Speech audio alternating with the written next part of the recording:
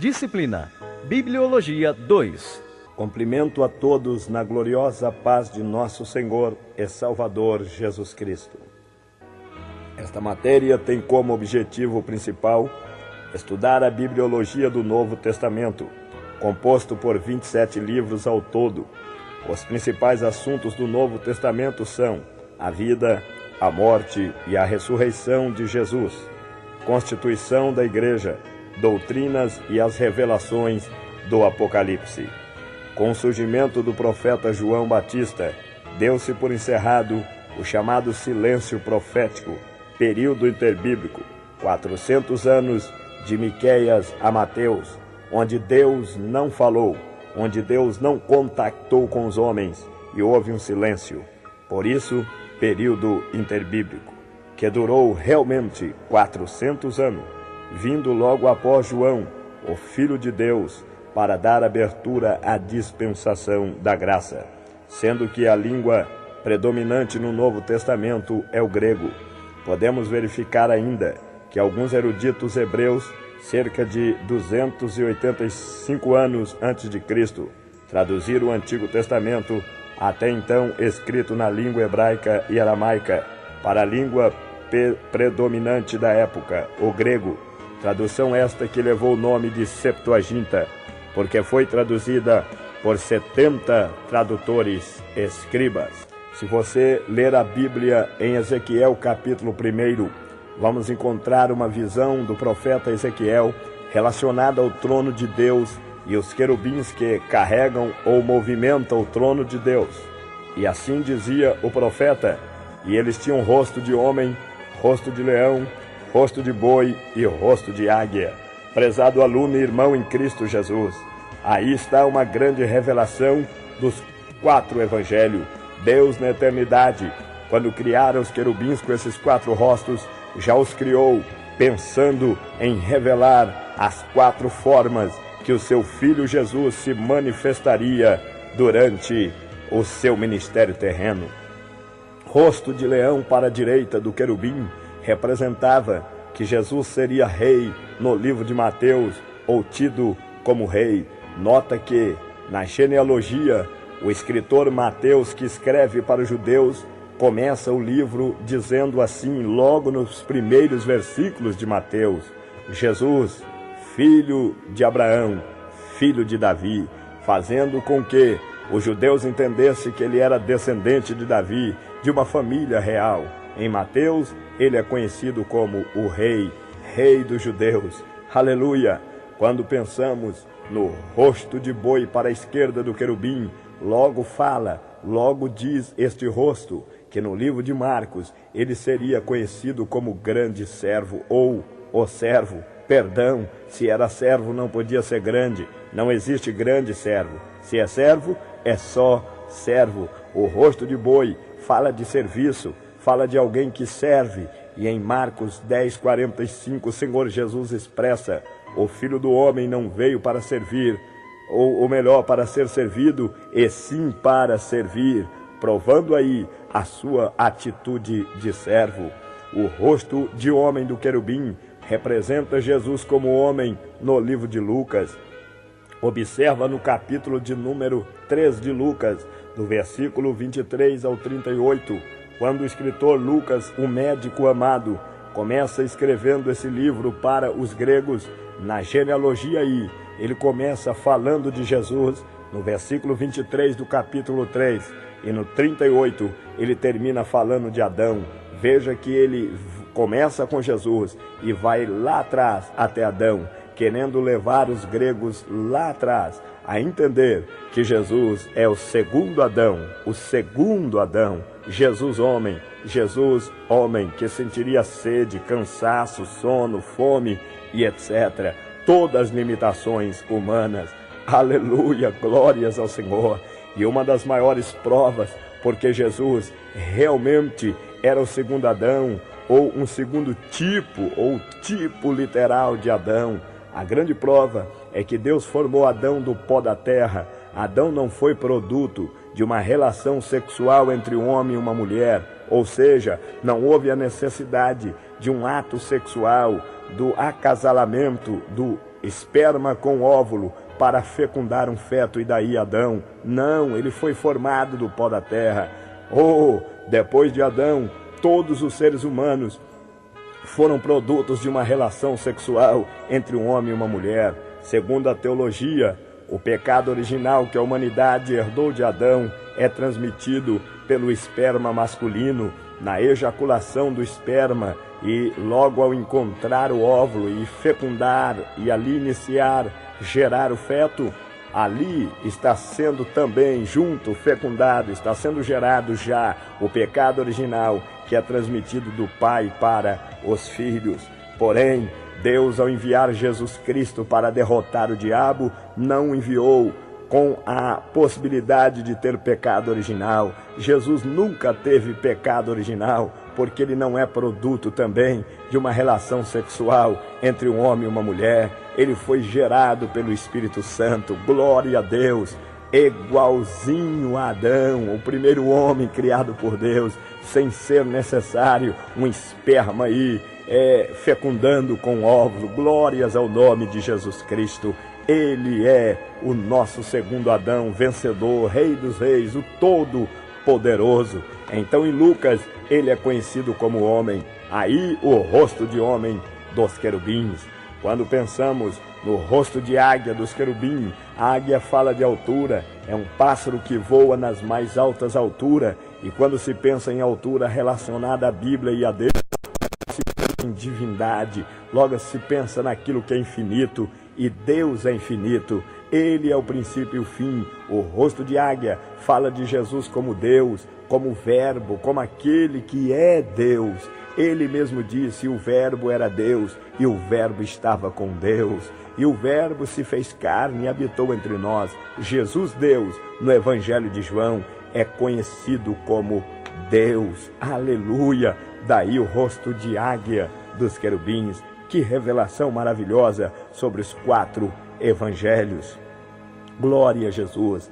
Pois bem, vamos agora observarmos alguns detalhes sobre os 4 evangelhos. O evangelho de Mateus. A palavra evangelho significa boas novas. O evangelho segundo Mateus foi escrito provavelmente entre o ano 50 e 70 depois de Cristo. O testemunho antigo é de que o evangelho segundo São Mateus visava sobretudo os judeus recém-convertidos, como uma espécie de manual de instrução na fé. Como os judeus esperavam um governador que restabelecesse o reino a Israel, Mateus apresentou Jesus como um rei, mencionando no principal do seu livro a genealogia de Jesus, Mateus 1:1, como já falamos, na aposição definida quanto à língua que foi escrita este evangelho, mas com certeza este livro é de inteira autenticidade. Glórias ao Senhor Jesus Cristo.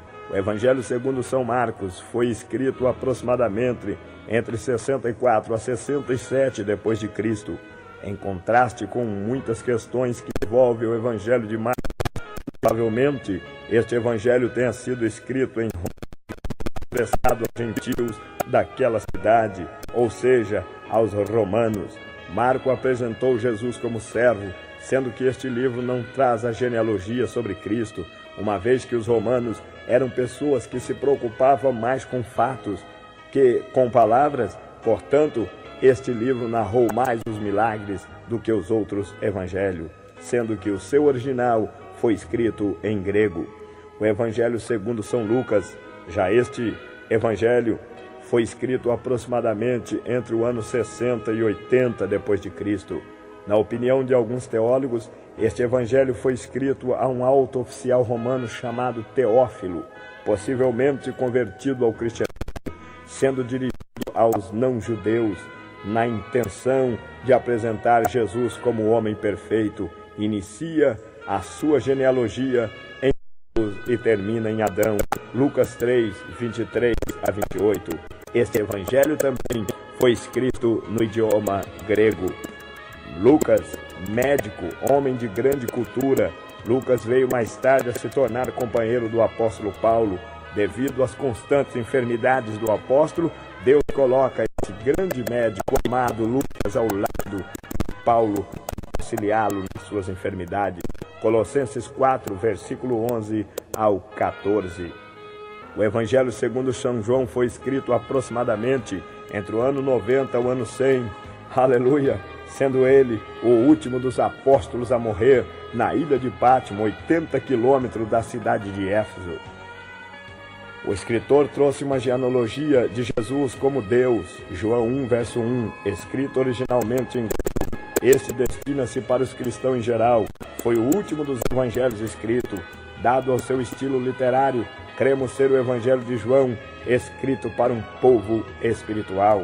Esse trata de alguns assuntos profundos, como a preexistência de Cristo, sua encarnação, sua afinidade com o Pai e a obra do Espírito Santo. Aleluia, glórias ao Senhor. Também da morte, a ressurreição de Jesus, sem o qual nenhum evangelho seria completo. Em suma, podemos dizer que Mateus escreveu para o povo judeu, Marcos para os romanos, Lucas para os gregos e João para todos os homens em geral. Vamos pensar um pouco nos atos do Espírito Santo, ou seja, o livro de Atos deveria realmente ser chamado Atos do Espírito Santo. Alguns mencionam Atos dos Apóstolos. Como? São Atos do Espírito Santo, porque logo no início deste livro, o Espírito Santo é derramado sobre os apóstolos, e daí então eles fazem coisas gloriosas ao nosso Senhor Jesus Cristo. O livro de Atos dos Apóstolos é chamado pelos estudiosos da Bíblia de Atos do Espírito Santo, sim, por reconhecerem a atuação direta dele com relação a este livro, desde a promessa Atos 1:1 até o final do mesmo. É o quinto livro do Novo Testamento, sendo escrito pelo evangelista Lucas, um médico amado, Atos 1:1, provavelmente no ano 65 depois de Cristo.